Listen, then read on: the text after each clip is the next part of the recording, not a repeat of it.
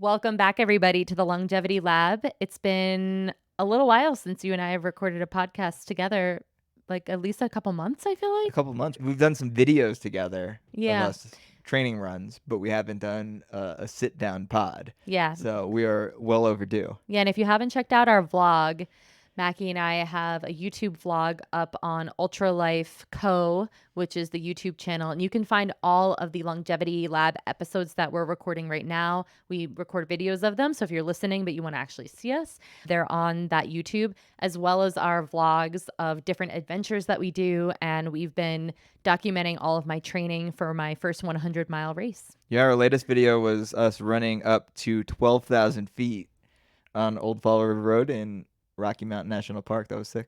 Yeah, that was really such a great day. Yeah. That was one of my better training runs.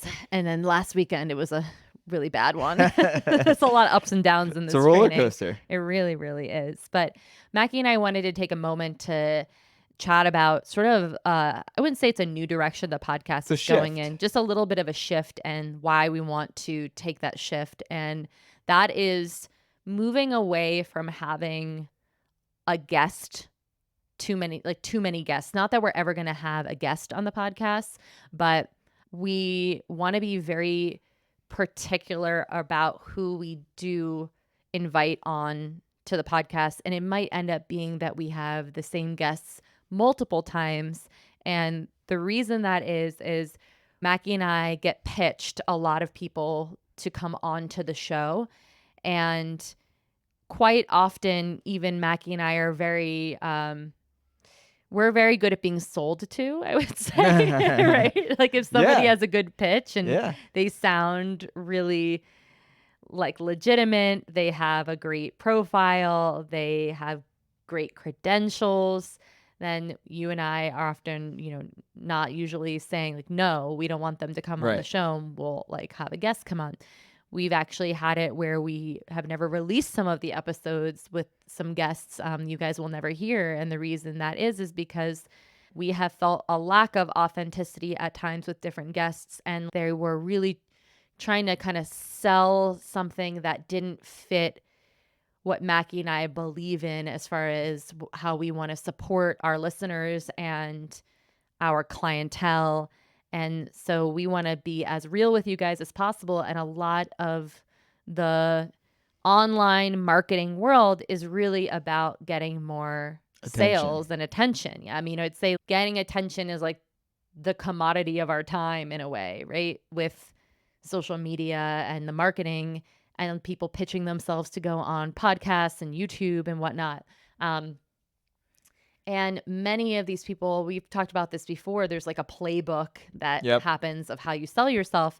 And we've also said it's been really challenging for us because we don't feel comfortable selling our services in that way and really want to try to be as real with everybody as possible and not make it seem like we're like snake oil salesmen in a way.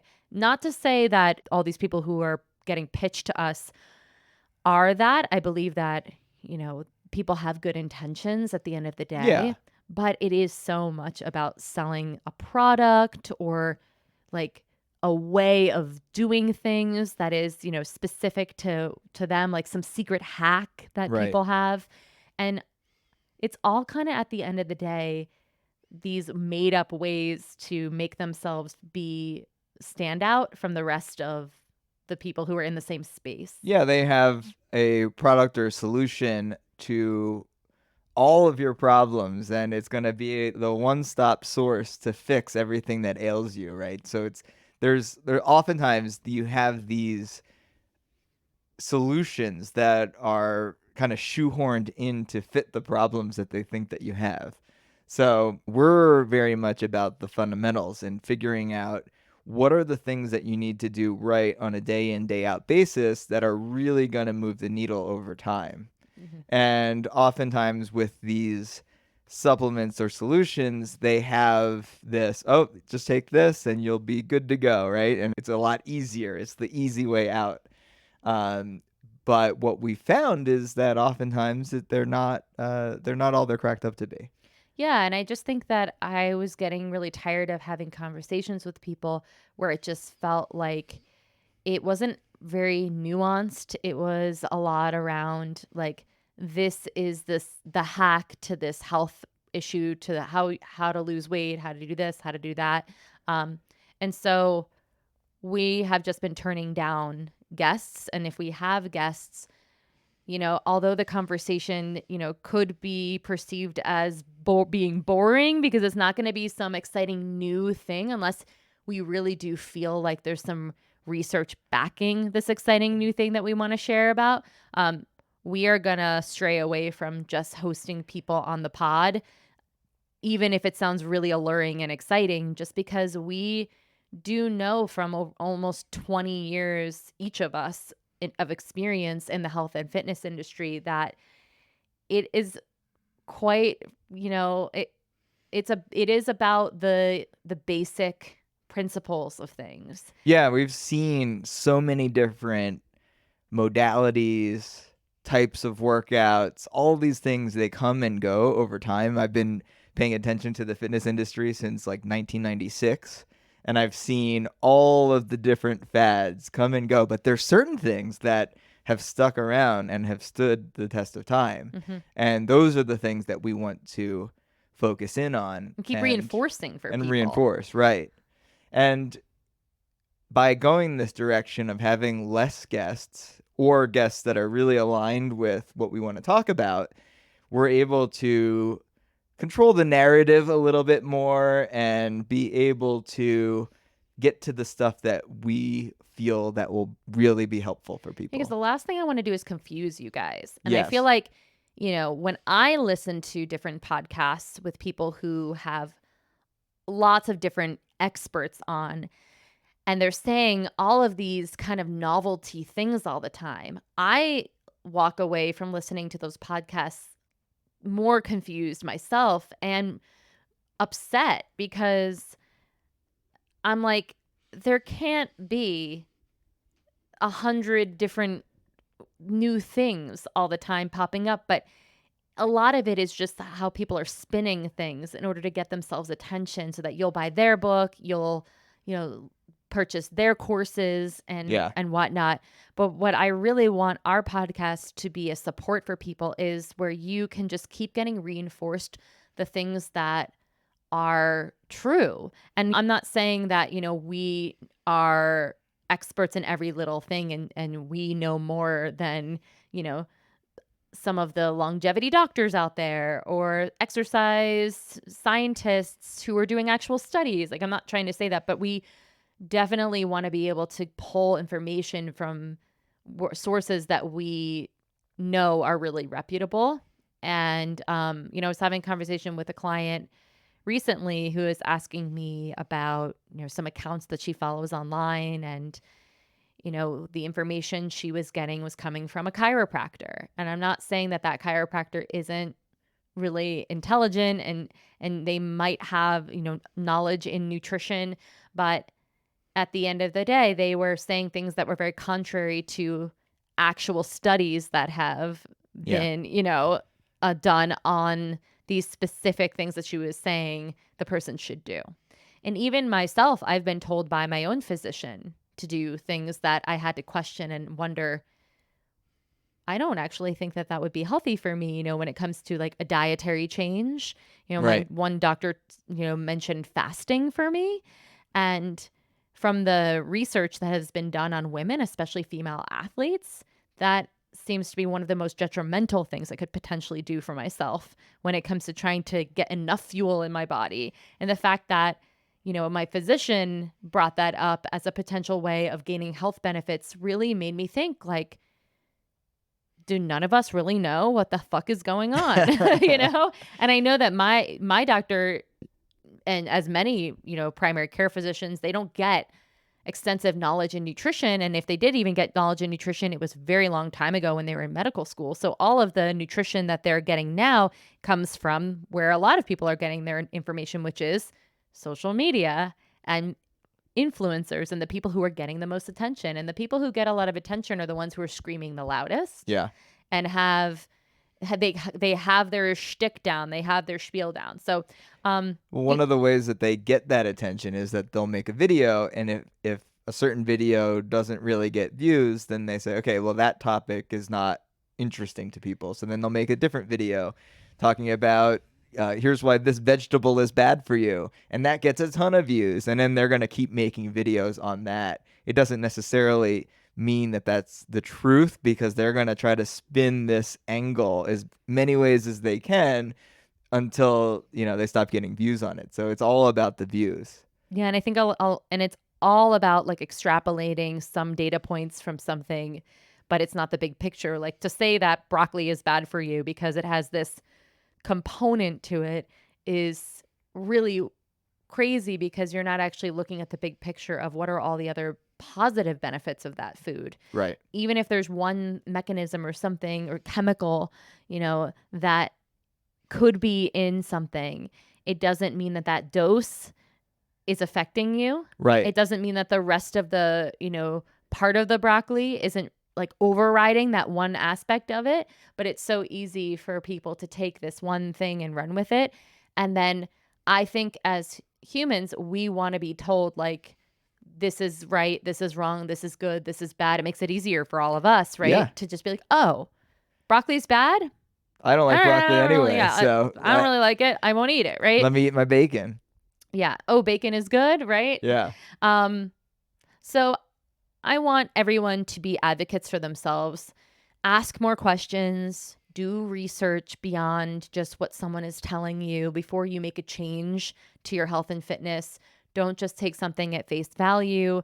Mackie and I are always going to say that to you, even when it comes to the things that we share with you. I would hope that you look into it yourself and see if even what we share is the most up-to-date data. And we're always going to try to be transparent with you. And if we say something and we find out later that we were wrong, we will share that we were wrong, because I think that's really important when it comes to the people that you're trusting as well, is that they're not afraid to be wrong and change their mind, right? We might share something now that maybe in the future turns out they've done more research on and it's not the truth. Yeah, absolutely. So, and that's science. Science is it's an evolving thing. It's not like nothing is necessarily set in stone, but we can look at the science over time with some things to be able to at least share with you guys, like, this is what we know is kind of tried and true. Mm-hmm. And we're just going to keep hammering in the tried and true. And I think when you hear something enough times, but maybe said in different ways. So if we do have guests, maybe they say it in a different way that, really hits home for you, then I think that that's going to be more positive than having just kind of random exciting guests on that are, selling their new book or their new this or their new that. Their new way of X. Yeah. So I just wanted to give an update on that. And, at the end of the day, we just really care about people feeling well and living their best lives. And in any way that we can do that, that's what we want for people. Living their ultra life. Living your ultra life. Yeah. I mean, that's really what Mackie, the brand, is all about with UltraLife. It's funny. We were worried about calling our company UltraLife because it's not an ultra marathon company, although Mackie and I dabble in the ultra marathon space because that's like our, crazy fun hobby sport that, we both have gotten into. It really is more of a metaphor for what came out of us trying that sport and pushing yourself to doing something that you never thought you were capable of doing, and showing yourself that you can expand more than you ever thought possible. And that is part of living the ultra life. The UltraLife brand that we have is all about taking chances, doing things for yourself, trying things that you were maybe afraid to try before. But, that's how we really grow, is getting out of a fixed mindset where we're always doing the same old and getting the same old and trying new things and seeing that, wow, like I am a lot more capable than I ever thought I was. As I'm wearing a t-shirt today. Strong and capable. Strong and capable. It says on my shirt. This is my friend's strength gym that we have here in Boulder called Uplift. Shout out to Uplift Strength Gym. These shirts they made. I was like, I have to get one of those shirts. Like, strong and capable is like my motto every day of why we train and why we do the things we can do so that we can be strong and capable for as long as possible. Speaking of strong and capable, how's your training going for the Run Rabbit 100-mile race? Yeah, guys. So we are going to be about 2 months out from the race in just a couple of days, which is wild. Uh, the build is starting. So I've been doing more mileage than I've ever done in my life. This has been the hardest training I've ever done. And right now, I'm going to actually start my build. So the build is going to be about 6 weeks long, and then I'll taper for 2 weeks, and then I'll race. But the build is starting where Mackie and I are actually next week going to Italy, and we are doing a trail running excursion through the Dolomites of Italy. There's a trail there called the Alta Via 1 Trail, and it is a 75-mile trail. And we're going to be going with a tour group. And every day, we're going to run somewhere between 10 and 15 miles and about 3 to 5,000 feet of vertical gain every day for 6 days straight. And it's going to be 75 miles total, 21,000 feet of gain. So Wow. the most mileage I've ever done in a week was maybe 60. And that was when I was preparing for my first 50-mile race. So this is going to be the most mileage I've ever done in that time frame, the most vertical gain I've ever done in that time frame ever. To put it into perspective too, I mean, it's a lot for a week, but that's still not quite as much as you will do in one day I or know. a day and a half I don't even want to think about it. in Like I Steamboat can't. Springs. I can't think about it. So when we're done with these 6 days and I reflect back and and think about how much we did, and then to think that that's going to be crammed into a 2-day event. 30 hours. Yeah. So not even like a little more than a day event. That to me is just unfathomable, but I'm just taking it one day at a time right now. And definitely with this type of training, and I think any type of really big goal that you set, you're going to encounter high highs, you're going to encounter low lows, and then a lot of the time it's just going to be sort of like just humming along, just getting the job done, doing what you need to do. So I've experienced all of that in this training. Sometimes on the same day. Yep. And that's also a part of ultra running is you can experience a super low moment where you're like, how am I going to get through this? And then you can then come out the other side and feeling amazing. And then it can happen again. So everything that I do in my life right now is to prepare me for this one day. And I know that that might sound really silly, but to me, I'm really pushing my limits of discipline and what I'm able to endure and what I'm able to accomplish. And even if it is just for this one event, it's more than just the one day. To me, every single day is an opportunity to get to know myself in a way and to create a relationship with my ability to forge on every day in the ways that I need to do. And there's like a real trust that you build with yourself when you do what you need to do to get to a goal every single day. And that doesn't mean that it looks perfect every day, but I have been chipping away at this thing and getting all of the training done. We went away to a wedding and I spent 11 plus hours over the course of those 3 days out in the mountains training. Any opportunity that I could get was spent out there. And I was still able to do all the things with the wedding party. I mean, luckily the wedding was in a beautiful mountain setting. They made it easy for me. But they did a great job of planning things out and separating things out. So you did have that time. And it is what I like to do. I mean, if I wasn't training specifically for this race, I would have probably wanted to go on a long hike in the mountains when we had the free time. So to me, there was choices there that I could have made to just relax and enjoy the trip, right? Or to get the training done. And I just know at the end of the day, I'm just way more proud of myself. And that's the person that I want to be, is someone who like does what they say they're going to do. There's an integrity there. And that's a key value in my life. I think you know this, Mackie, in our relationship. One of the things that I love about you so much is that you keep your word and you have so much integrity. And when you say you're going to be somewhere you're on time, when you say you're going to do Yeah. something, you do it. And, I've had quite a lot of disappointments in my life with relationships, family, friends, ex partners where that did not happen.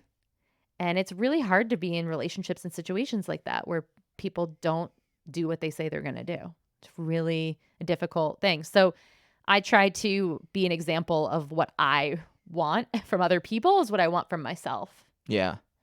I think it's important to note that you are in this season, and this season is all centered around this one goal, season of life. And it really started last year with doing the 50-mile race and then building off of that into this training cycle and building your fitness, building your confidence, building all of the things that you need to do this race, experience level, in drops. Just one drop in the bucket at a time. And you're not going to fill up the bucket overnight. You can't do those shortcuts. You can't find those hacks. It just has to just build gradually over time. Yeah. And yes, it's been about 2.5 years of ultra marathon training, but you've been running for 15 years before that, which gave you the foundation to do the ultra marathon training, which you're building off of pieces. And before that, strength training even. Yeah, I think there's something there, what you're saying about, this base level of fitness that really cannot be built overnight or even in just a few months. If you really want to have this crazy strong base of fitness, it's going to take, I would say, it's different for everybody, but it's going to take more than just a few months, Right. It's going to take maybe 6 months, 1 year, even years later, you're going to continue to build on that base and build that engine, right? Yeah. But it does take commitment to doing your cardio and doing your, zone training. And I even, as you know, was really not against doing it. I just didn't enjoy doing like the low zone training for so long. Yeah, the fundamentals. Yeah, building my base. Yeah, low level, just doing the work. Yeah, I loved the hit. I liked, doing sprints and doing like higher intensity efforts for cardio, but the lower intensity, lower impact, might I add, which is nice, training, that you do a little longer. So you're building that base aerobic capacity, building that engine. That I was just very like, I wasn't against it. I was just like, because I knew what it could do because I see people who, have the results from it, including you. I just didn't enjoy it. Right. So I didn't really have a reason for it until this race really showed me my weaknesses and where I needed to build. And so I've been putting in the reps, basically. Right. Sitting my ass on a bike, which I have to do later today for 75 minutes. And keeping my heart rate in a certain zone. Doing long runs where, again, lower effort and intensity. And I feel slow. And my ego is telling me, God, that's slow. Yeah. It's Why so can't you easy be faster? It's so easy to think, oh, I'm just going to redline it, do this hour. And, if you have, let's say you had 6 miles on the agenda for the day. Oh, let me just do those 6 miles fast and then get it over with versus going slow, keeping your heart rate down. And it might take longer, but that's the type of training that if you do it over time, you will eventually get back to that original speed with having a lower heart rate. Exactly. And that's what's happening. And it's really awesome. And I still have a ways to go. Yeah. As far as like wanting to be faster, that's a whole nother, maybe year of this training that I could, get to another level. So there's levels to everything, which in a way always keeps training exciting because there's improvement. If there's no improvement, then I know that something isn't really working, which is like a really tangible way for me to know that I'm under recovered. I'm not doing it correctly. I'm going too hard. I need to take it back a notch, right? So there's all of these metrics that I can look at, which makes the training exciting to me right now that I can actually see like how progress is being built and how my body is changing. And with the nutrition aspect to this, which has also been a big change, just making sure that I am fueling myself enough and properly for what I'm doing, that has actually been very rewarding in both the recovery and maintaining and even, dare I say, building some muscle and strength all while I'm training for a 100-mile race, which seems like that would be impossible, but it's not. So, that is truly like the hybrid athlete. It's funny how that works. If you fuel your body Yeah, in the right way, it can still build strength. I It know. doesn't matter if one of the things that we hear often is people, they want to do a marathon, but they don't want to become really lean, really, the endurance athlete look. They don't like, especially guys, they don't want to lose the muscularity that they have. And the way I always respond to that is you won't, as long as you're doing the right things with your nutrition and keeping up with your calories. And strength training to And keep the strength muscle. training. Yeah. Big time. But, if somebody's trying to be a really fast marathon That's runner different. and then they're more elite, Yeah. then we're in a totally different ballpark. Yeah. But I think I usually don't train those people. Yeah. No. They have their running specific coaches. Yes, they have their running elite running coaches. But yeah, that's how the training is going. It's going really well. It has its ups and downs. I'm doing everything that I need to be doing. It's about to get hard as shit. And so, but it's very exciting because we have our crew and I have my pacers. So, and I booked the house, in Steamboat Springs, which is where the race is. Walking distance to the starting line. Yeah. So it feels like all of that is really coming together. And it's very motivating to know who's going to be there supporting me, because this is really a team effort to have an athlete cross a finish line in an event like this, to know who is going to be at the aid stations, at different checkpoints, to know who's going to be picking me up at mile, 46 and running with me. Yep. Mackie has graciously offered to run the last 30 miles of the race with me. So that's going to be a lot. And I don't know, some of it might be at night. I don't know.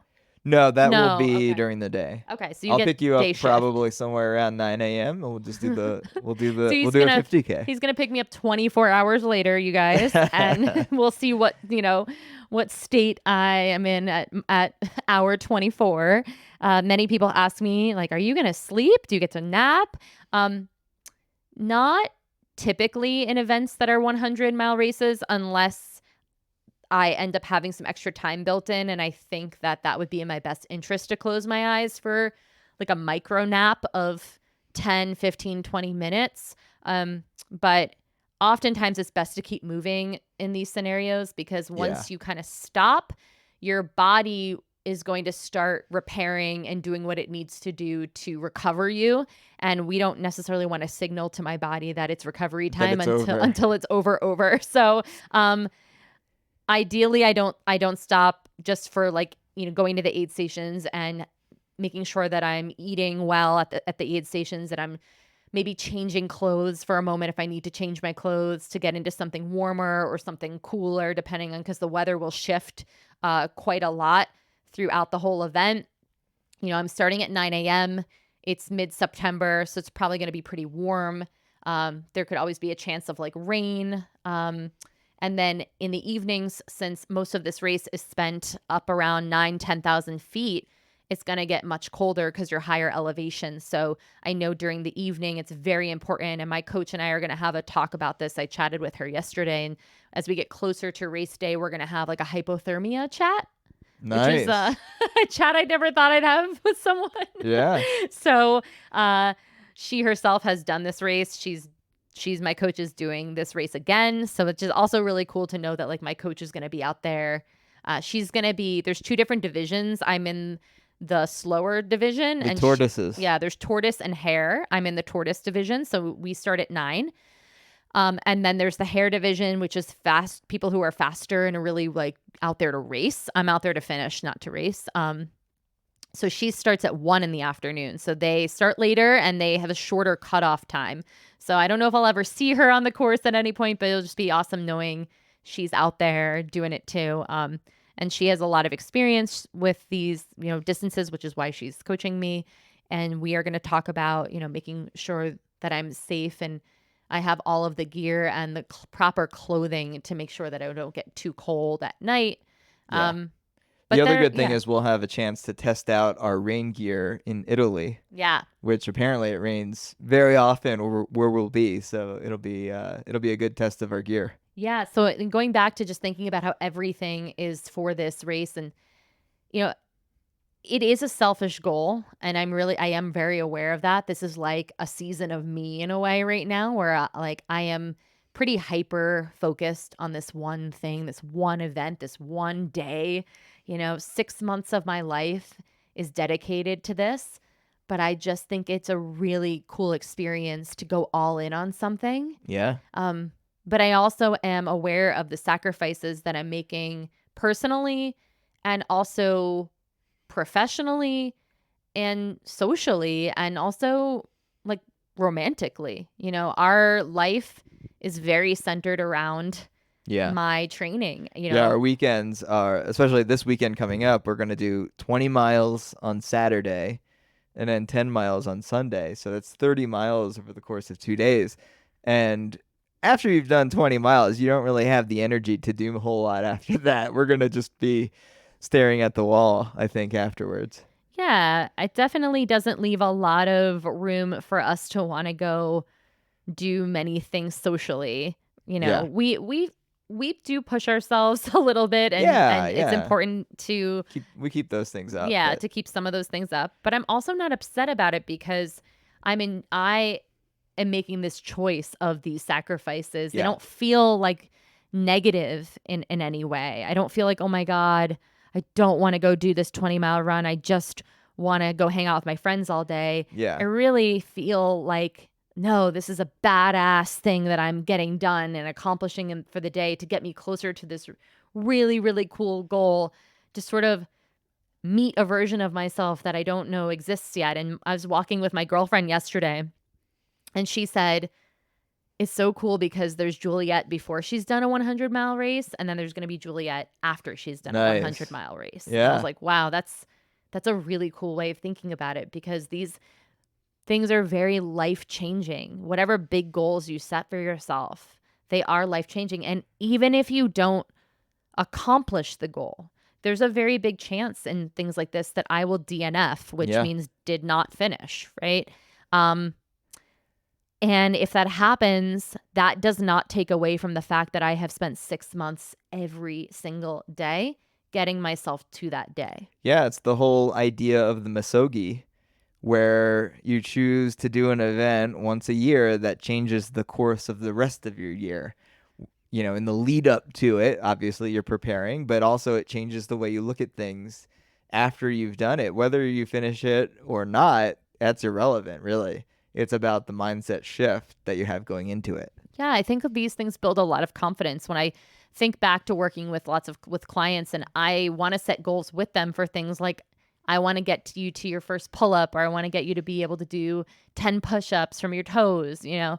Um a lot of times people will give me pushback on that because they don't have the confidence in themselves and Mm. they just feel like that could never be me. Like there's no way I'll ever be able to do a body weight pull up. And honestly, that's not true. Yeah. We can train to do things. I said I would never be able to do a marathon, and I've done a 50-mile race, right?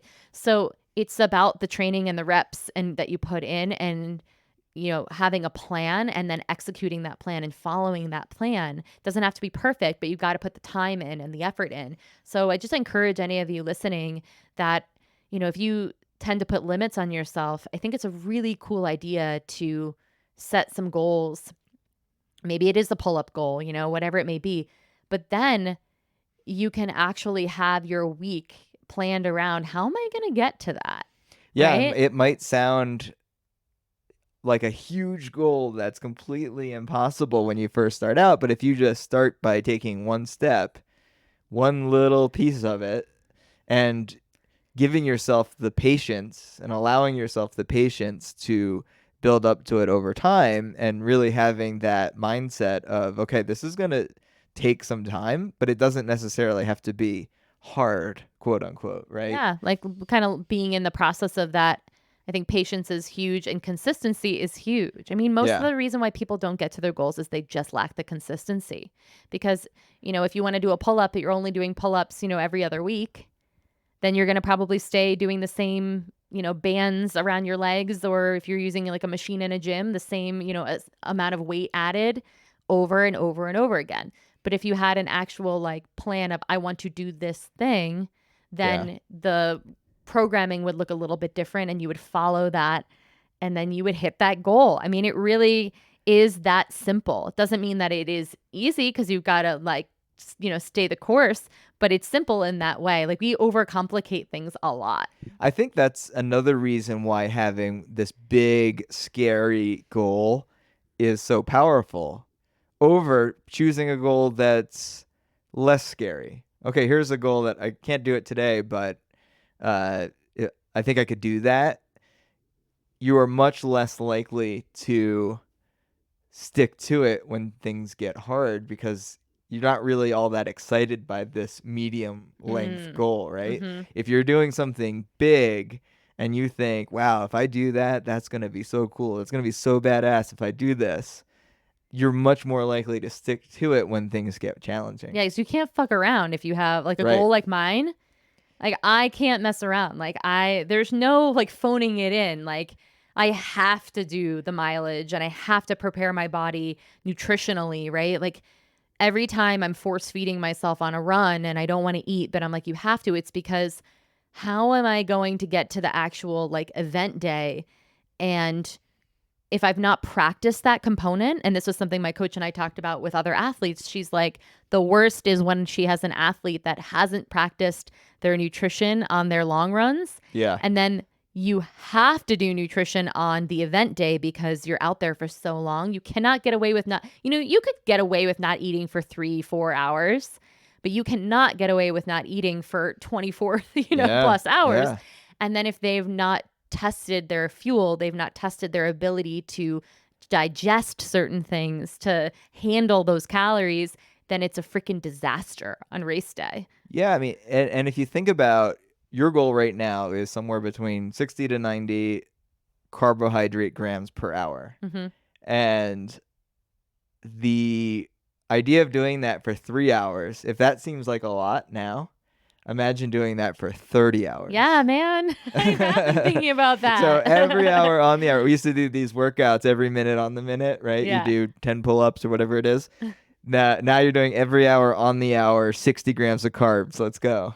Yeah, yeah. So it's like everything is practice. Every bout of discomfort I feel in my life, I visualize, what could that be like if I feel that discomfort on the race day? How do I get through that? What's my mindset?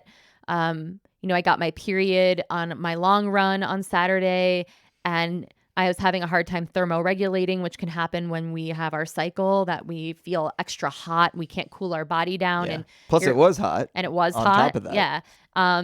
So that was an experience for me that I kept saying, okay, like there could be a possibility that this could happen on the race. How are we getting through this? What's our mindset? I cried a bunch of times. I was uncomfortable. I still got the miles in and I still did it. And that to me was like real practice. Yeah. I'm not practicing when things are going well. I need to practice when things are actually going south. And I think that that is a good message just in life in general. We practice, it's easy to get through things when things are smooth, but how is it for you to get through things when things are difficult and when things aren't going your way, when life throws curveballs at you? I mean, I had a client earlier today who's, their kid got, hurt, and now they can't go to sleepaway camp, and now they have to cancel their vacation and her work trips. Wow. And that is life, right? Life just threw this huge curveball, and the summer now is completely a different summer than she thought she was going to have. Yeah. And somehow she still managed to fit in, her workout. It was, not her best feeling workout because she was stressed out. and we acknowledged that, hey, this workout today might not feel like your strongest, best workout because your body's carrying lots of stress. But can we just acknowledge that and allow that to be, and be proud of ourselves for showing up and putting in the reps, right? Yeah. You put in the time. And that's what it's all about. I think fitness is such a metaphor for life in that way. You get to Yep. practice in the gym in a setting that is controlled, getting really uncomfortable, facing your demons in a way. Like, who are you in the face of adversity? And when you get through that shit, it gives you a level of confidence. It's like another notch on your belt Yeah. that you get.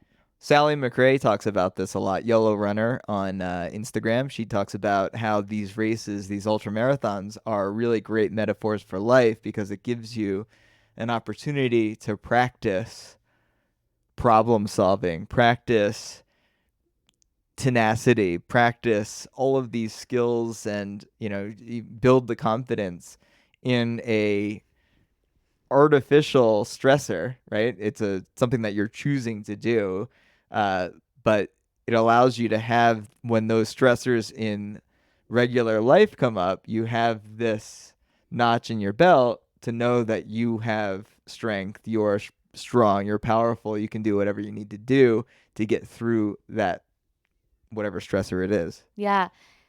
And when on Saturday when I was breaking down in the woods crying, Yeah. and I was just crying to you about how I've already gone through so many hard things.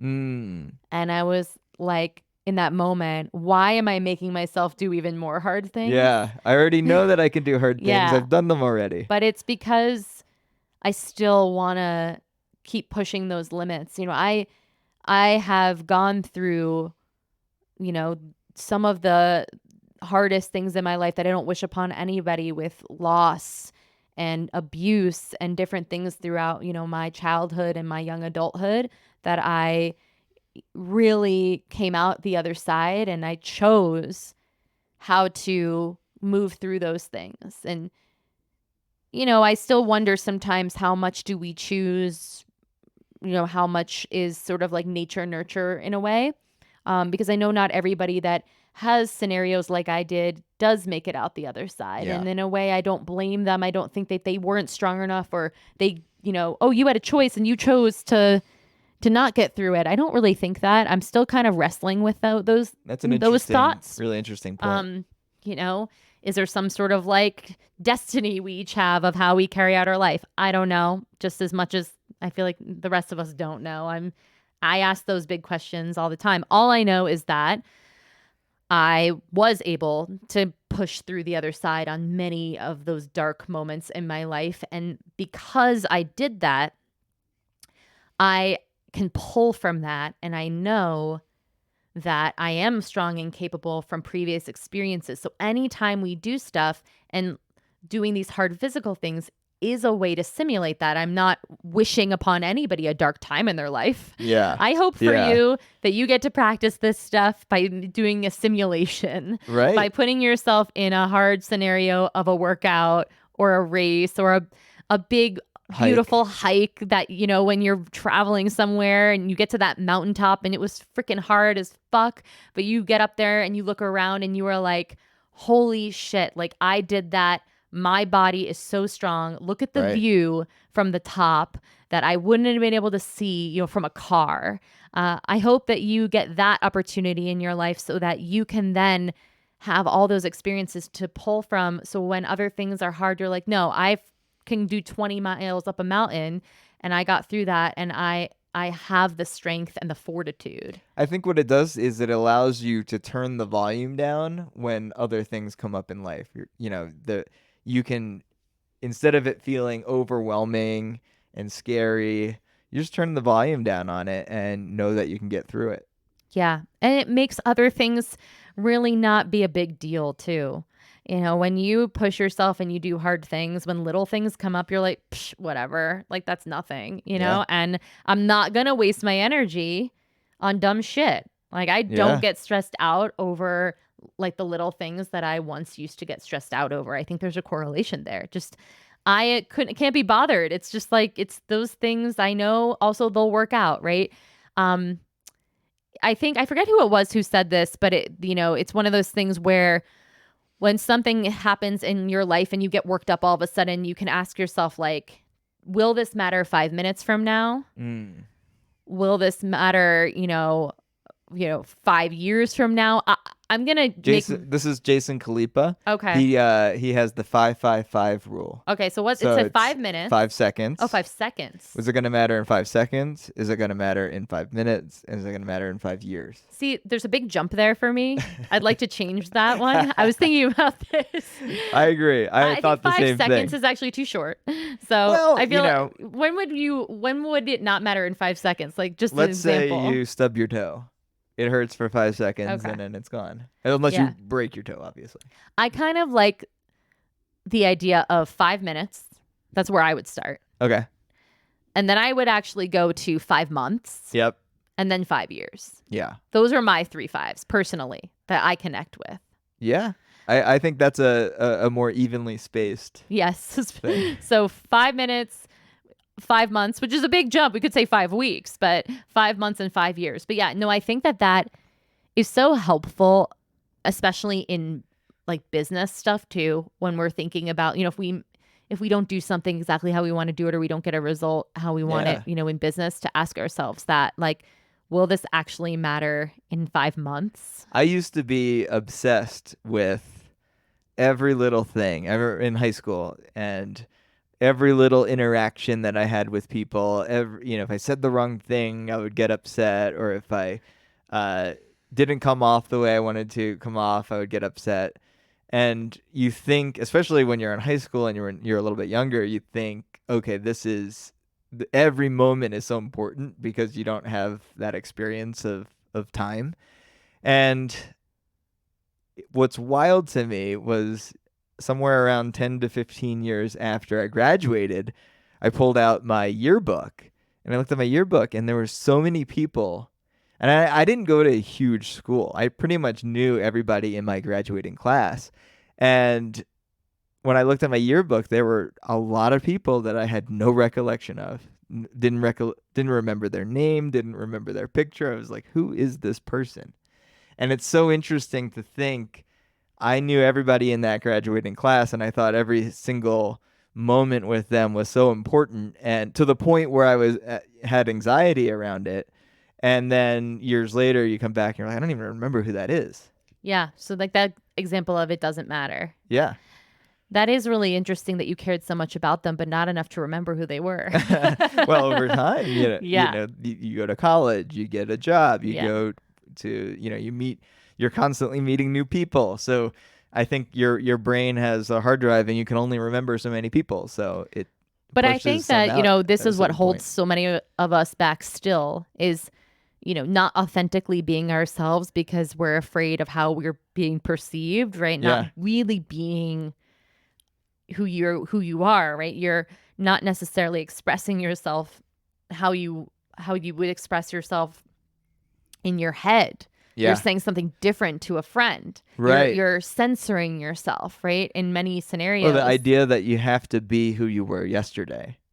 Or that you have to keep up with like an identity or an appearance, and there's fear of change because again, it's all a lot about how people will perceive you when nobody gives a shit about you. And I say that lovingly, but everybody is so caught up thinking about themselves in the same way that they actually probably would appreciate another person taking a chance, getting a haircut, changing their persona. How many of us look at people online when someone has a transformation and a change and, we think, gosh, I wish I could do that. I wish I could just change my life. I wish I could just move. I wish I could just, let go of that identity that I've been holding on to for so long, right? So we all need to do this to support each other and actually like just start that cascade. Yeah, everybody needs their JoJo Siwa moment. The fact that you like know that, Mackie, is so funny. I only know it because of SNL and you. Yeah. Because I like to show you JoJo Siwa spoofs.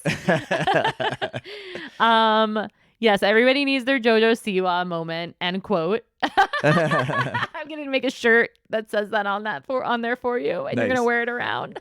That was the funniest thing I've heard all day. I don't know where we're at time-wise with this pod. I think we're about It's time. about time to wrap it up. It's about time to wrap it up. But that's our update, kind of shifting the pod to being more Mackie and I, and maybe some repeat guests, or if they're our guests, we're gonna, make sure that they believe everything we believe.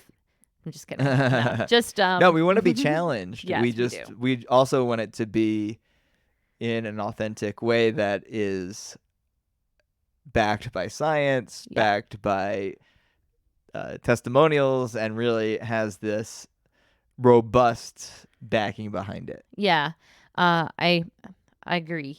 And that's where my training's at. We're going to Italy next week, so we won't be recording an episode for a couple of weeks.